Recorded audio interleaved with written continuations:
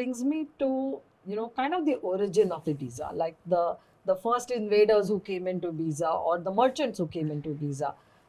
And these were the Carthaginians and the Phoenicians. And they came in because there were salt marshes here.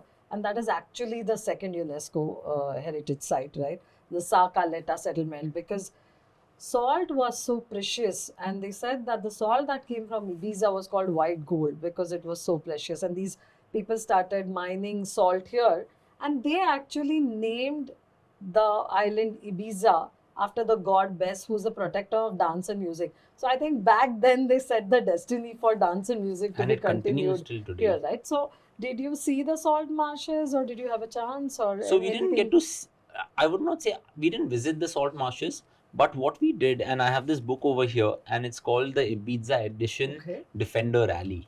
So one of the experiences that we had was going on a treasure hunt. Now, a regular treasure hunt can be around a hotel, around one place, right? But as part of this experience, we were randomly put into about 8 groups, and as the name suggests, it is called the Defender Rally. So the Range Rover Defender, the car that was used back in the day in Ibiza, which has that manual gear shift, was something that each group had. And each group had a designated driver. So my group, I was the designated driver. And before we even got to Ibiza, the coordinators had ensured that we had our international driving license, international driving permit, and we had to email it to them. They were all prepared, and the question was, can you drive a manual car? Because it's not often now that you drive a manual car, because most of the cars that we drive today are automatic, right?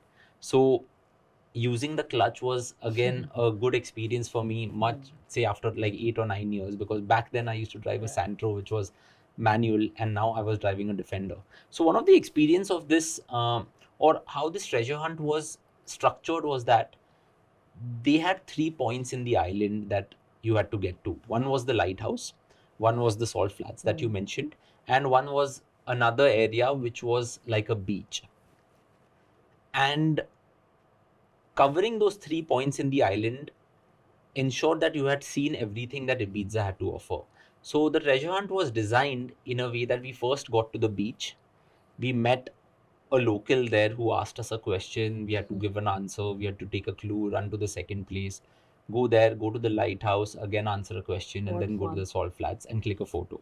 So that's how we witnessed the salt flats. But one of the great things that this experience kind of taught me was that often, if I had gone to Ibiza on my own, I would have visited these 3 places as just sightseeing places.